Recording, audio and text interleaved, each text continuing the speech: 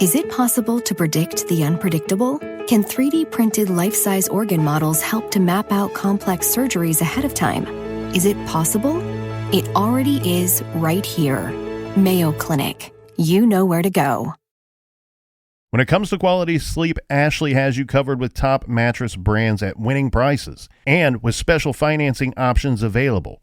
You can snooze now and pay later. Plus, your mattress purchase helps give the gift of better sleep to children in need and U.S. Special Operations Forces. Visit your local Ashley store or shop online today and make every snooze count. Financing is subject to credit approval. See store or ashley.com for details.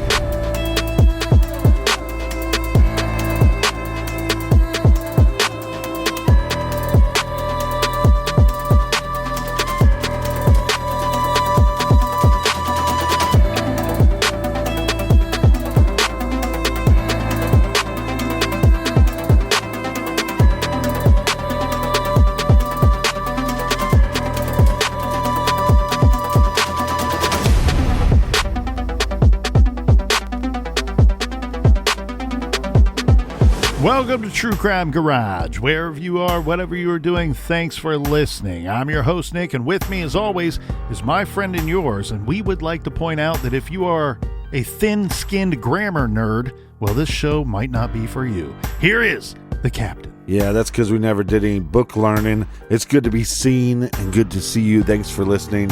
Thanks for telling a friend.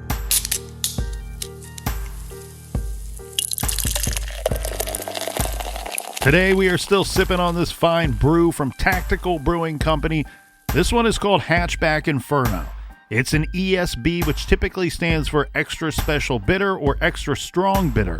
Think of a really nice English pale ale with some spice added and some higher quality hops. ABV 4.8%, garage grade 3 3/4 bottle caps out of 5. And let's toast and cheers some of our friends here, Captain, who helped us fill up the fridge this week. First up, a big cheers to Mike T. in Toronto. And a big we like your jib to Melody in Riverside, California. And last but certainly not least, we have Lydia Barsotti in Percival, Virginia. Everyone we mentioned, they went to our website and clicked on the pint glass, and that was a donation to the beer fund, and for that, we thank you. Yeah, BWERUN Beer Run. Go to truecrimegarage.com and sign up on our mailing list. And if you do so, you'll be in the know, and you'll get some promo codes. And Colonel, that's enough of the BLs nails. All right, everybody, gather around, grab a chair, grab a beer. Let's talk some true crime.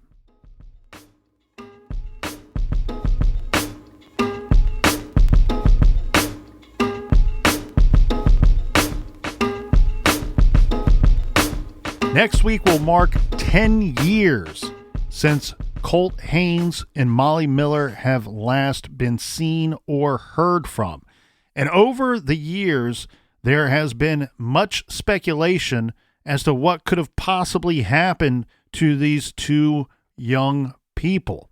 There's been many theories bandied about during this time, a lot of them leading back to the Nipp family and into other realms of Love County and Love County law enforcement that seems to be corrupt during the time that these two go missing.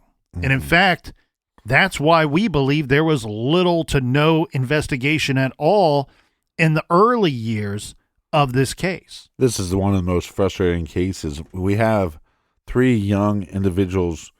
2 of those individuals are now on a high-speed chase that leads them to this property. This high-speed chase is a reoccurring event for old Conn. In fact, we know of at least one occasion where he stole a vehicle and during a police pursuit loses police on a chase, fleeing to his family's property, and then abandons the stolen vehicle on the family property, in which this vehicle is, we know the reports, but it wasn't recovered, this vehicle. And more importantly, where are the charges Where's the arrest of this guy and then the charges? They don't exist. Well, where are the people? Yeah. You know, not to mention the charges, but because we know that Conn's not missing. There's 3 people in that vehicle that night, and 2 are missing, and 1 is not. Correct. And maybe that guy owes those family members some explanations. Well, but he's being protected by law enforcement. You can't make this up. Not to give too much away, there will be charges in this incident. I'm talking about the incident of the stolen vehicle. Right. It's known throughout the county he did this, and there's no charges. There's no arrest in that matter. Now, in regard to this matter, with Colt and Molly missing, Conn says right away, I don't know what you're talking about. They weren't with me. Yeah, I might have fled the police, but they weren't with me. I don't know where they are. I have no clue. And we have a sheriff who says, Molly Miller, she's a runaway. Not my problem. Not going to do an investigation. And then, as we've pointed out several times before, the sheriff is a family member of Conn Nipp. And you know what? Conn and several of his other family members are up to no good at this time. And we know this. We know this. This is fact. This is not speculation. These people are breaking the law. Regularly, they're just not, there's no consequences for them. Again, I'd have no problem with law enforcement saying, hey, my family member wasn't involved. You need to report it to this different county, but I'm going to do everything in my power to help you. That's what you're paid to do. Mm-hmm. But it seems like it's not just one member of this family that's a piece of shit. It's approximately 4 is my guess here, Captain. Out of all the family members, there's only 4 pieces of shit. That I can confirm 100%. Right. You confirm. Okay. Yeah, I suspect we have more. Could be more, but I can only confirm. Well, I like your honesty. So where are we at in this investigation? All right, Captain. It's been 10 years since anybody's seen Colt Haynes and Molly Miller. And as we said earlier, there's been a lot of theories in this case. There's no shortage of theories in this case as to what could have happened to these 2 individuals. Right. Or where they could be to this day. And a lot of this comes from local rumor and local information. And it's weird because in all of these stories, we know that a lot of times where there's smoke, there is fire. But we also know that not all of these theories can possibly be true. But all these theories come about because somebody told somebody something, or I saw this, or my friend said that they saw this. So there is some root to each one of these theories coming from the very local level and people that knew all of these people involved. So one of the local theories is that they were injured in the car and possibly killed in the car accident. Which that one's very quick to kind of wash away, right? For several reasons. We know the vehicle was found approximately 2 weeks after the car chase, 2 weeks after these 2 individuals go missing. There's no signs of blood in the vehicle. No signs that anybody was injured or killed in a vehicle accident. And then to top that off, we know for a fact that Colt and Molly were calling people that night. And we know this based off of their phone records, right? Those phone records were pulled by investigators. They determined that those phones were in use throughout the entirety of that night. And we have people that spoke, multiple different people that spoke to Molly and Colt after they both say the vehicle was dead. So that one seems pretty easy to move on from. But let me throw a little shade at law enforcement. There's a high-speed chase. You know who it was. The people that he was with have been reported missing, and it takes you 2 weeks to find the vehicle. Shame on you. Again, that goes back to how much were they really looking for? Because Love County has jurisdiction here. And it's not their problem. As the sheriff stated, it's not his problem. Yeah. A lot of people have different theories on why both of the phones may have died or were turned off at the same time. Think about just that statement.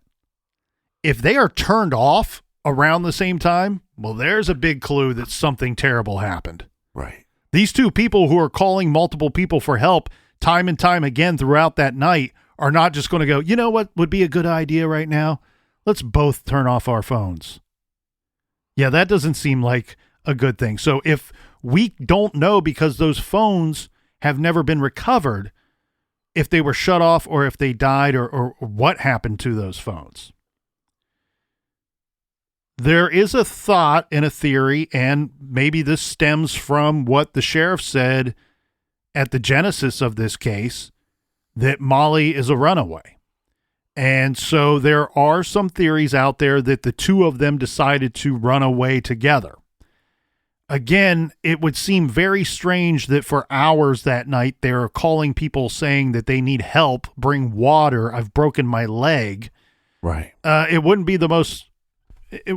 be completely out of the realm of possibility, but it seems incredibly unlikely that they would go to those lengths to kind of stage an opportunity for the two of them to walk away. And walk away from what? Right? Neither of them really have their shit together. We know that Colt is trying to, he's on again and off again clean.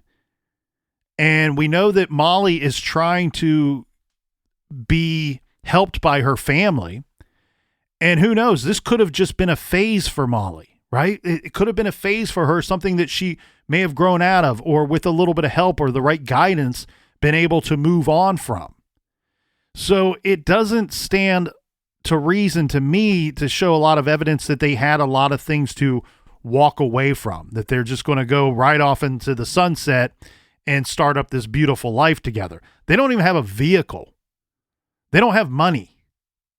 They have no means or resources of leaving and starting a new life. Well, not to mention, if that information on the call is correct, we have one individual with broken leg.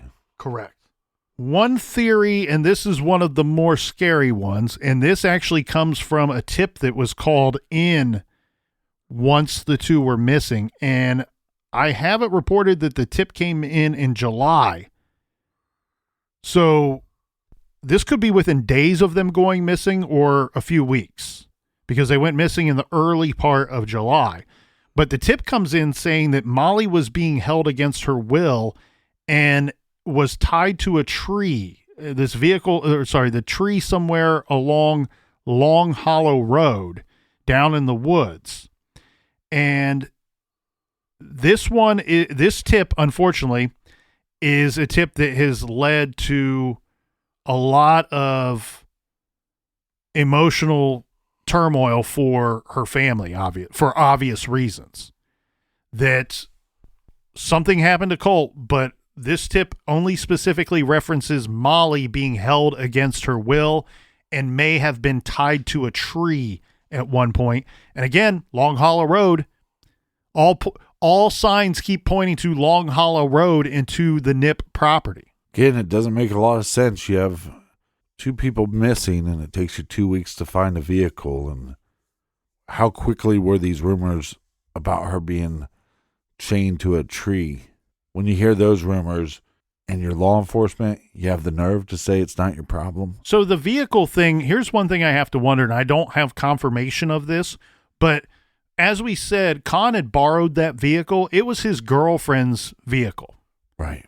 So what we do know happens is that she files a stolen vehicle report the morning after this car chase.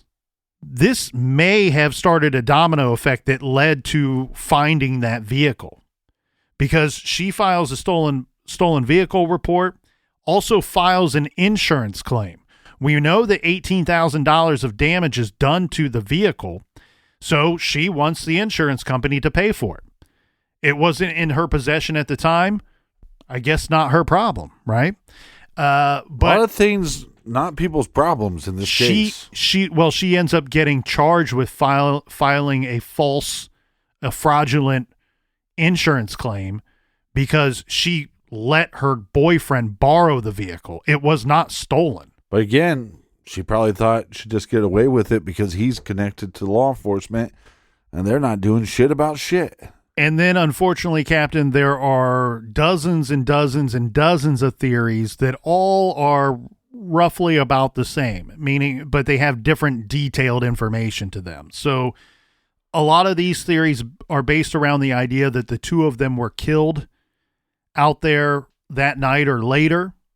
And then where the variance comes into play is where their remains are, or how they were killed, or why they were killed.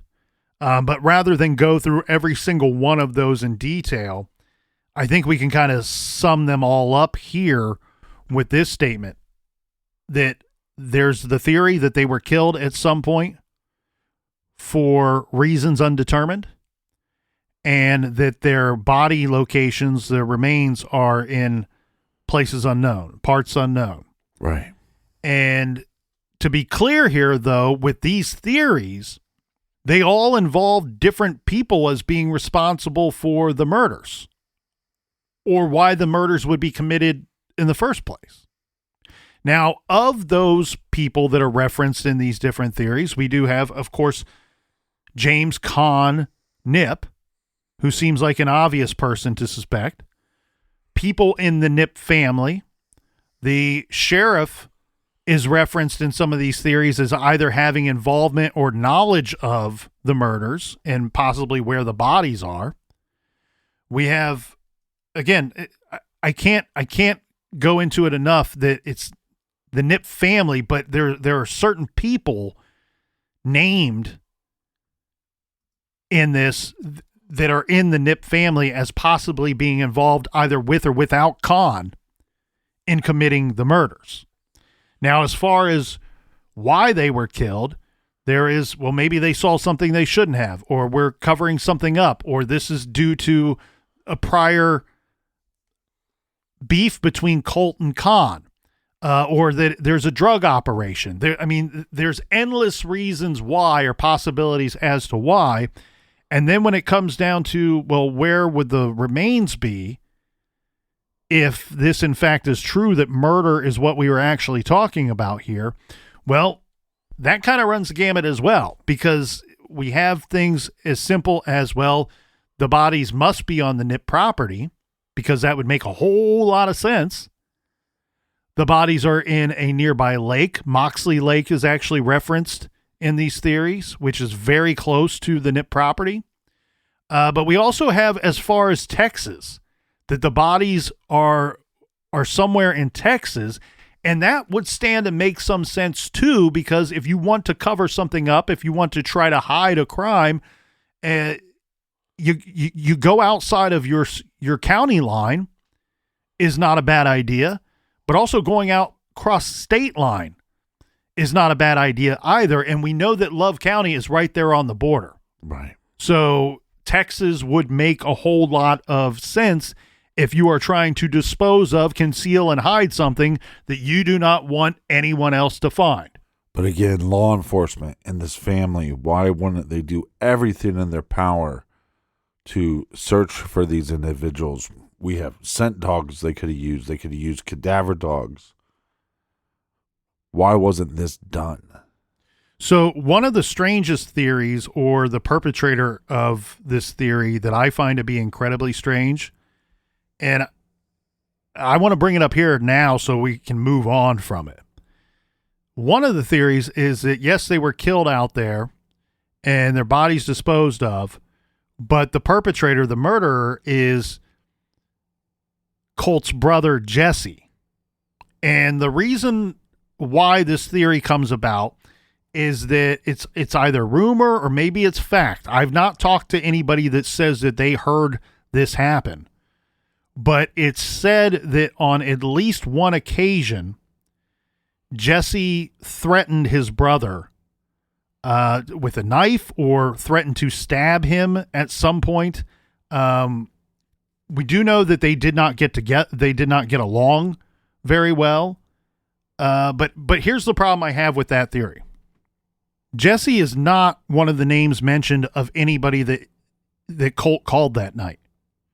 So it's very difficult for me to try to wrap my head around the idea that they're in a vehicle with Conn Nipp. They end this police chase on Conn's family's property. They're trapped out in the middle of nowhere. He's got a broken leg. They're calling everybody else other than Jesse for help. So what happens? Jesse magically shows up. He's the only one that finds them and decides to kill them. Right. And their bodies have never been found. So that does not make a whole lot of sense to me. I think there are people that have already been named in this story that make a whole lot more sense as to what very likely happened in the situation. Well, you have to remember that Molly is connected to this family. She's known, her family has known the Nipp family for a very long time. In fact, reported that it would be probably the entirety of Molly's life. One of the things I think is so fascinating with this case is that the timeline it's very long. It's very extensive. And like we said, from that day, from the day that they were a part of that police chase, nobody has spoken to or seen Molly or Colt. But we have a very interesting 911 call that happens, I believe, 8 months after they go missing. Yes, and this will add some weight to that theory that maybe they were killed and disposed of in Moxley Lake, that one or both bodies may be in that body of water. So this 911 call comes in 8 months after the two go missing. The call is from a man's phone, and his name is Colby Barrick. Okay, well, he is Conn's uncle. And it's believed by the emergency personnel that received the call that this was an accidental phone call, that it was a pocket dial to 911. Right. And it's recorded. So Colby Barrick's phone calls 911. And the person that hears the call picks up, is it, hello, what's your emergency? But there's nobody talking to emergency personnel. They just hear talking because, again, it's likely a pocket dial. Right. So the emergency personnel operator says that, look, from the sounds of it, this sounds like somebody describing how Molly and Colt were allegedly murdered. So from the recording, and for obvious reasons, I'm going to choose to use some other words here, but I'll give it to you verbatim. You'll be able to figure it out. The words I'm changing. So what can be heard is it says that someone's talking when the phone picks up, and you can hear the person saying, "You're effing mad. You're effing tired. Fucking. Effing what? Fucking. Yes. Oh, I'm not supposed to guess. Oh. I thought you wanted me to guess the word. I was talking to the listener. I was just joking. You're effing mad. You're effing tired. Effing Moxley Lake. A buck knife. Molly Miller. They shot him in the mouth. Right there, I can put my finger all the way through it. Now, it's been said that this is in the voice of Barrick, of Colby Barrick. It's coming from his phone. Right. And I know that this sounds like they're not complete sentences. This is just what people say they can make out in the rants and raves and the conversation that's going on that they can hear. So where the parts are that don't make sense and where it sounds a little choppy, there's other words being spoken that they just cannot figure out what's being said. It's muffled. Right. So the operator says they hear Colby Barrick saying, you're effing mad. You're effing tired. Effing Moxley Lake. References a knife. References a shot to the mouth. Yeah. And the operator says that they also heard splashing, water splashing, and a gunshot or two gunshots, and then the line disconnects. So the operator then runs to Sheriff Russell and says, hey, there's this pocket dial 911 call that just came in they're talking about, I believe they're talking about Molly Miller and Colt Haynes, who are missing. And it sounds like they're talking about one or both of them being murdered, and something about water. Yeah, being thrown into the lake. Or a pond. And what's weird here, and this is recorded as well, Joe Russell says, oh, you mean Moxley Lake? He doesn't need a whole lot of more information to know exactly the area that the caller may have been referencing. Right. And what's interesting about that, though, too, is later, so this call is pinged, right? Because it comes into 911. And they determined that the general area where this phone call came from was a pond that is just north of Long Hollow Road on Oswalt Road. And so the phone ping confirms that not only is this caller talking about Moxley Lake, but the phone call's coming from an area very near Moxley Lake.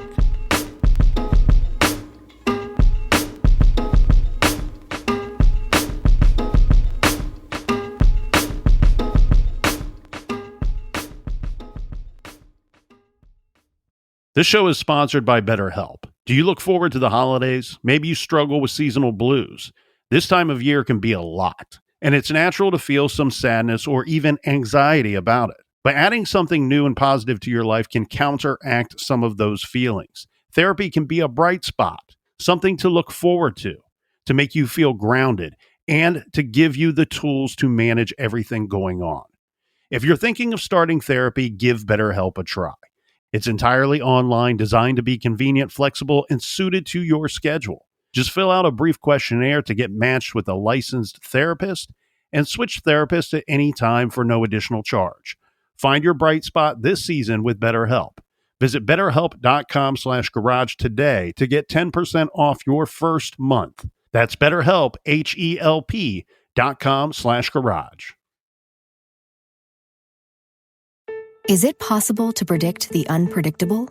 Could surgeons use a patient's own anatomy to create 3D-printed life-size organ models to map out challenges ahead of time, making surgery more precise, efficient, and less invasive? Is it possible? It already is, because every day we're doing what's never been done. Learn more at mayoclinic.org/possible. Mayo Clinic. You know where to go. Dreaming of overseas adventures or connecting more deeply with family from afar? Rosetta Stone bridges the language gap. I've tried others, but Rosetta Stone's immersive lessons and voice feedback technology are game changers. Dive into 25 languages by learning intuitively, just like when you were a kid. And here's the holiday sparkle. Grab a lifetime membership now and save 50%. Gift yourself the world. Head to rosettastone.com now and save 50%. Want to grow your business in the next 12 months? It starts with your culture. Insperity, a leading HR provider since 1986, can help your business create a culture that drives growth. Download their free ebook, The Future of Business is Culture, at insperity.com/pod. With the right people, processes, and values in place, your company can realize its full potential. Set your business up for growth. Download the free ebook at insperity.com/pod. Insperity, HR that makes a difference.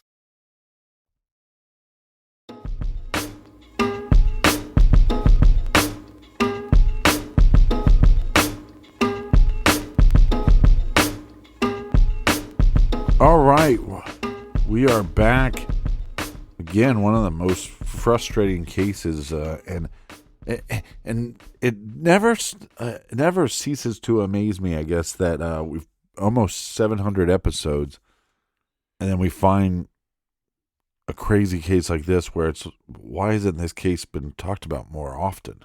Well, you get a poor drug area. An area that is just overrun with drugs and a small population, and it only takes a few bad apples to create a very bad situation. And what I think we have here, Captain, is just that. In that bad situation, in my opinion, my humble garage opinion, started at the top with the sheriff. Right. And think about the sheriff. Very few people can can take the sheriff out of office. It's very limited who can remove a sheriff from office. So in some sense, the sheriff in a lot of ways is the king of the county.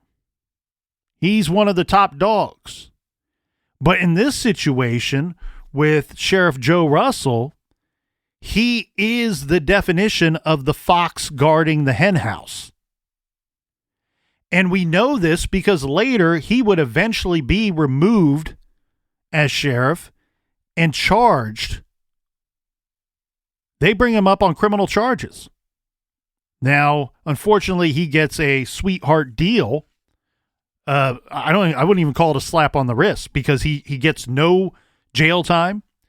He gets unsupervised probation, which I feel like most of us are all on unsupervised probation, right? Isn't that what life is? Just 70 years of unsupervised probation. I need to be supervised. And he pays, but here's where he does pay the piper, Captain. He gets a $370 fine. He had to pay $370 for his misdeeds. Well, what were his misdeeds? So this is a pretty lengthy story. He gets charged with 4 different charges.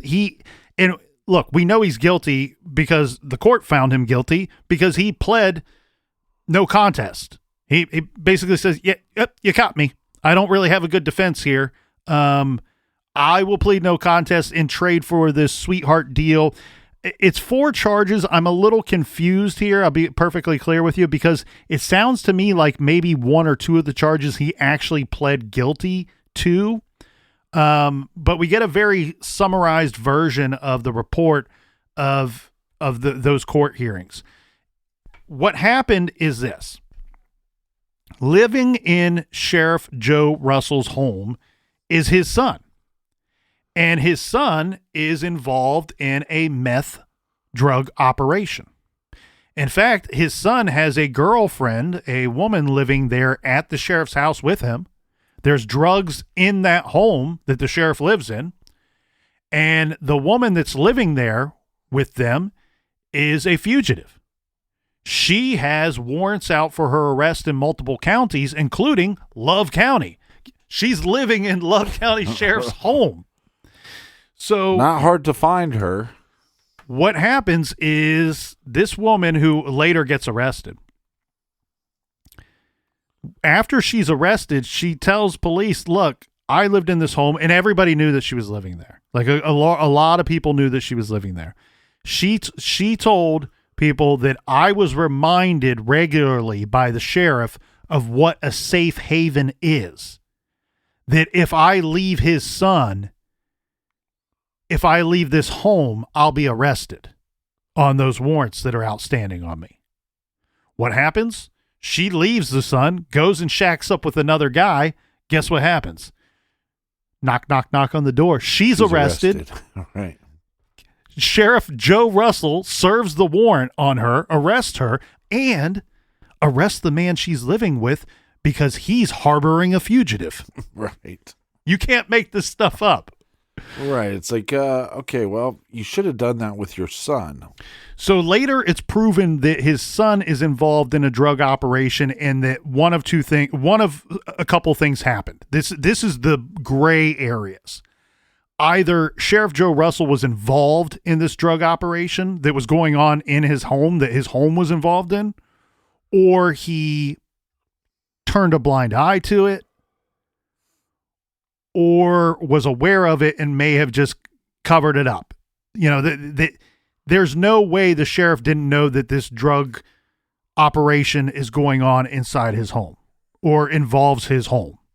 And part of that story involves Conn Nipp, his relative, that his son, the sheriff's son, and their relative Conn Nipp were all involved in trafficking methamphetamine. And the sheriff's son ends up being charged and convicted. Later, Conn Nipp would be charged on several charges, but one of the charges includes it's stemming from that police chase on the night that Colt Haynes and Molly Miller go missing. Because everybody knows that he gave chase to the police Everybody knows he was involved in that.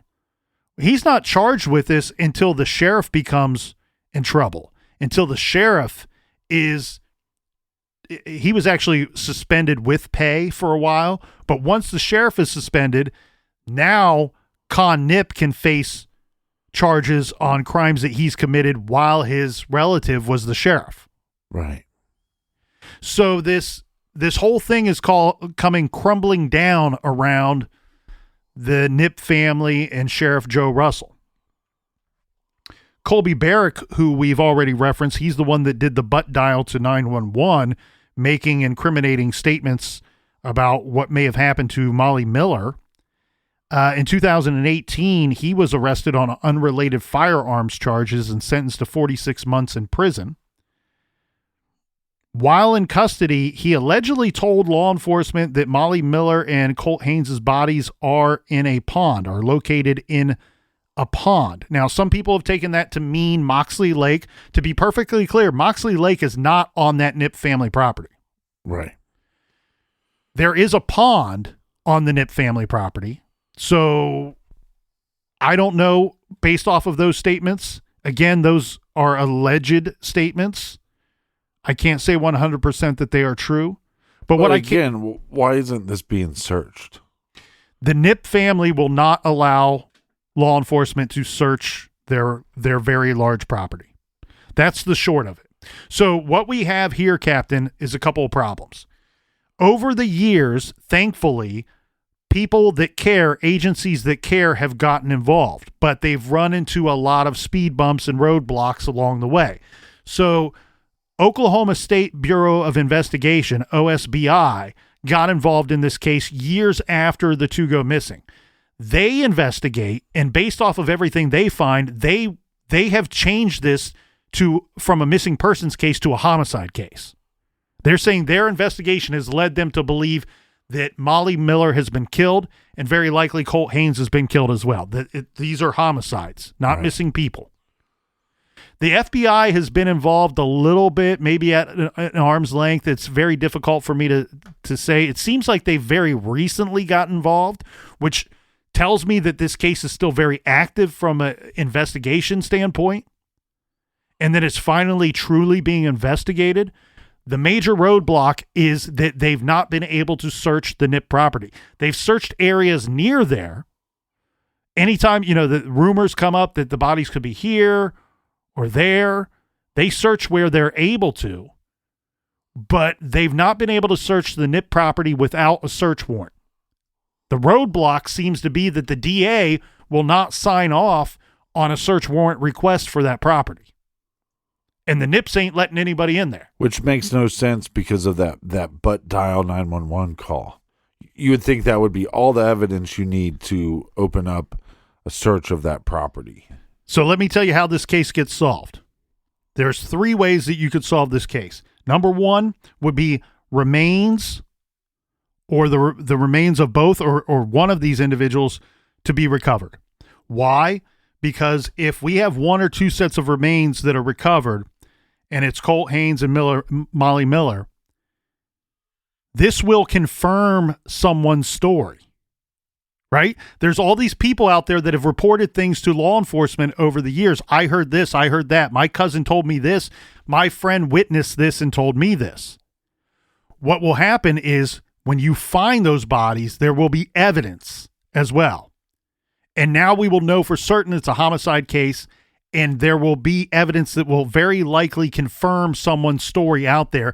And now you have a direct lead on a story that should lead you to your perpetrator or perpetrators. The other way is to summons a grand jury hearing. This is, if no remains are found, we can get some evidence, or at least in the form of many different people telling many different stories on the stand, testifying in front of a grand jury about what they have heard or what they may have witnessed themselves, or conversations they had that night with Colt or Molly or Conn and Conn's family. This would be considered evidence and could lead you to other people that have additional information. And with some of these people being locked up, So unfortunately, Conn, from my understanding, has served his time and he's out now. I'm uncertain on Kobe Barrick if he's been released yet. I don't believe he has. But with some of these people being locked up, maybe some people that may have once been scared to talk are not so scared anymore. Or at the very least, with the sheriff not being in power anymore, maybe they feel free to tell us what they've seen or what they heard. The other way would be, in my opinion, Captain, a new DA, because it was the DA that would not sign off on the search warrant request. And this is a search warrant that should have been requested and should have been granted, in my humble opinion. And yeah, it seems like a no-brainer. There's some pretty powerful statements and information and evidence in this search warrant request that I think will have people scratching their heads going, why was this search warrant not granted and the Nipp property searched? Yeah. Because we could have all of our answers if they search that property, especially if they find something. Well, what is that information that's in the search warrant request? Okay, so the request here, Captain, is that large property, the Nipp family property, please grant us a search warrant for that property. And you know that they have to list what it is that they are looking for. Right. Well, the property to be seized in this situation is we have an officer stating that they believe that in the Nipp family property, the human remains of Colt Haynes and Molly Miller will be found there. And it's a deputy with Love County Sheriff's Office that filed this with the DA in an attempt to get a search warrant for this property. And some of the facts supporting a probable cause to search this property are as follows.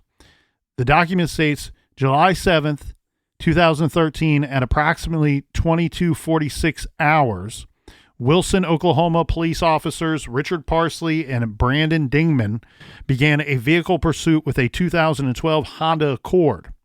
And it goes on to give the license plate. That's not necessary for our story.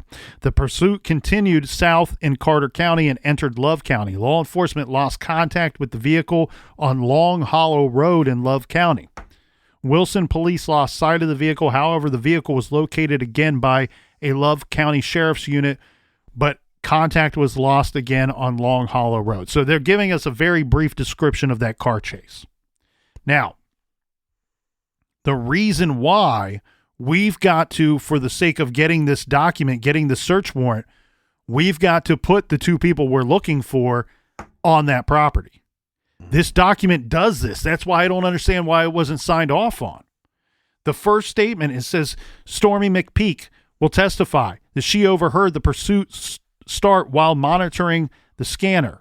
Old Stormy. And she communicated to another individual and confirmed that Colt and Conn were in that vehicle together.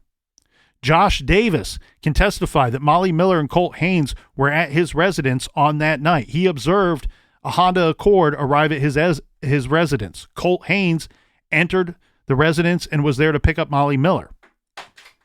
He watched Haynes get into the front passenger seat, Molly get into the rear passenger seat.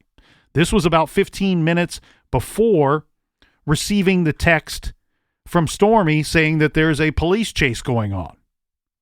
So that puts those two in that vehicle, two different people putting our victims in that vehicle that night. We have another person, Jessica Williams, can testify that she knew Molly and Colt were passengers in the pursuit of that vehicle and that both Miller and Haynes stated that Conn Nipp was the driver. Daniel Epley can testify that he received a call from Molly Miller in the early morning hours of Sunday, July 8th, reporting that she and Colt Haynes were lost in the woods at an unknown location after being involved in a police chase in which Conn Nipp was the driver. Epley goes on to say that they attempted to locate them but could not find a positive location. Here we go, Captain. 4 people: Rob Nichols, Devin Johnson, Colby Turner, Benita Long, drove out to Long Hollow and Pike Roads to find Haynes after his desperate pleas for water and assistance. When they could not locate Haynes, Colt Haynes advised them to travel to Conn Nipp's grandfather's residence located on Long Hollow Road and ask Conn where he left the two of them. Colt said, quote, "That motherfucker knows where we are at." The four drove to that location and encountered Conn and his aunt, Jennifer Nipp, there on the front porch of the residence. Conn walked out to the fence that separates the driveway from the front porch, and we have Nichols, who had an active phone call with Colt Haynes. Nichols is on the phone with Colt Haynes while Colt Haynes is lost in the middle of the woods with Molly Miller. Right. He's standing directly in front of Conn Nipp. Colt is demanding to talk to Conn Nipp because Conn is telling them, yeah, I don't know where they are. I don't know what they're talking about. I don't know what's going on. This young man hands the phone to Conn Nipp. Conn Nipp walks away. The people there, the four people we just mentioned, can hear Colt Haynes screaming at Conn on that phone as he's walking away with that phone. Conn attempts to act as if he knows nothing. Haynes is screaming for Conn to give back the phone to his friend. Conn hands the phone back to this young man, and this is what he says to those four people that were out there looking for Colt Haynes and Molly Miller. Quote, "Do you remember where the Mustang was? They are close to that." End quote.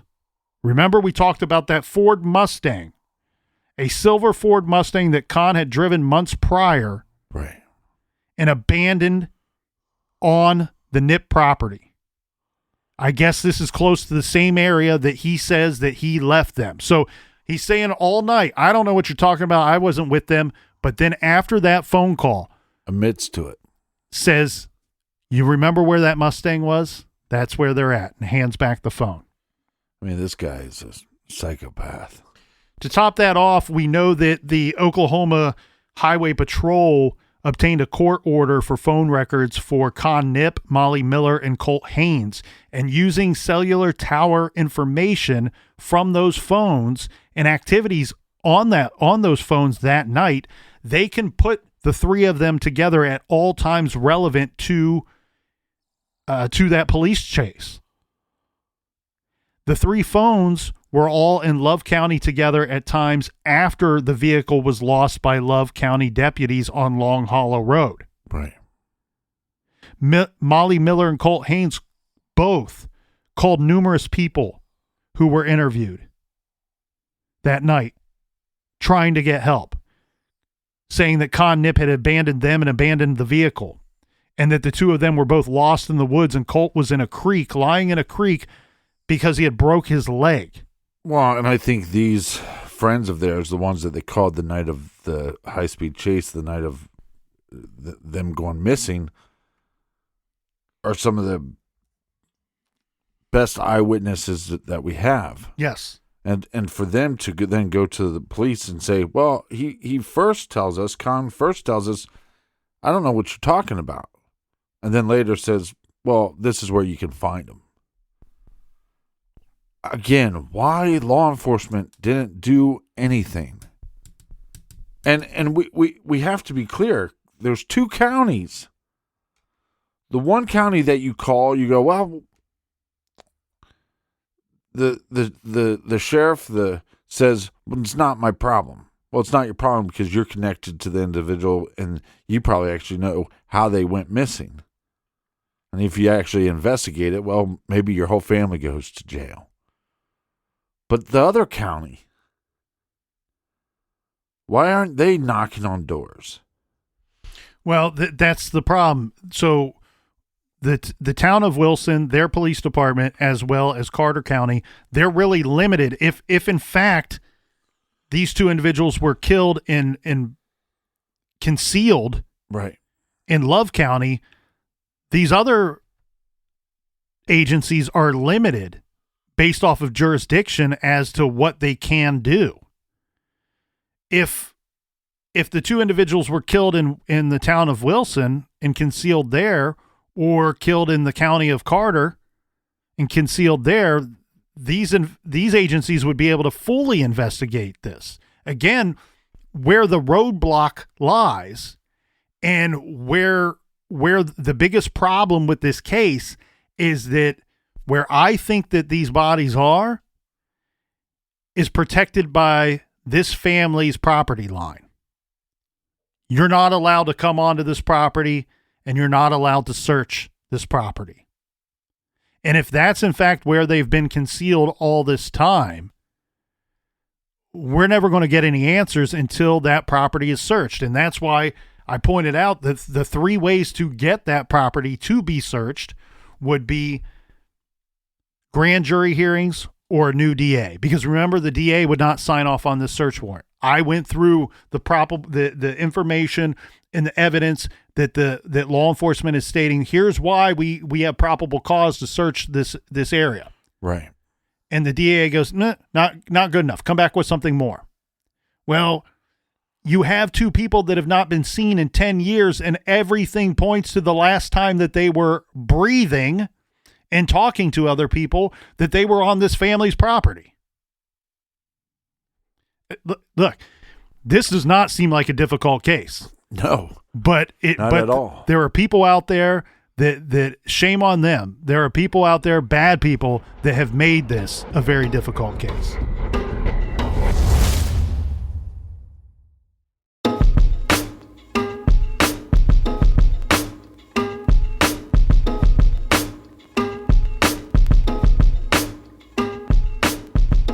I want to thank everybody for joining us here in the garage. If you need more True Crime Garage, check out our bonus content on our website store or through the Apple Podcast app. Colonel, do we have any recommended reading for the beautiful listeners? This week I am very excited to recommend to all of you James Renner's new book, Little Crazy Children, a True Crime Tragedy.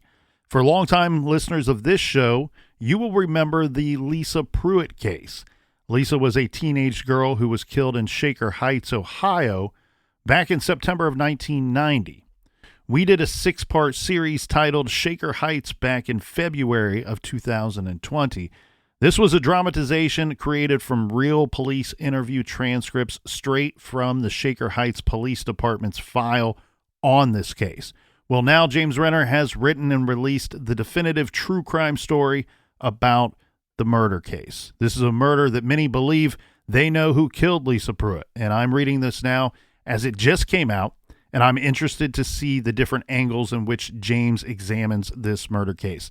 It's a horrible crime that rocked the affluent neighborhood of Shaker Heights, Ohio. Check out Little Crazy Children, a True Crime Tragedy by James Renner. You can find that great title and many more on our recommended page on truecrimegarage.com. And until next week, be good, be kind, and don't litter.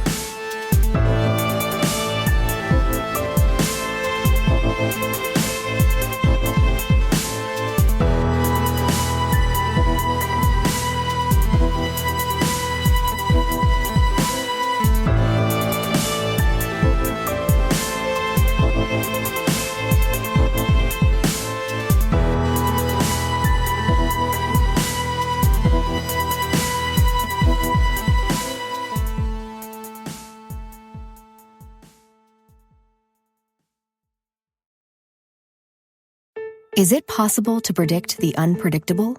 Could surgeons use a patient's own anatomy to create 3D-printed life-size organ models to map out challenges ahead of time, making surgery more precise, efficient, and less invasive?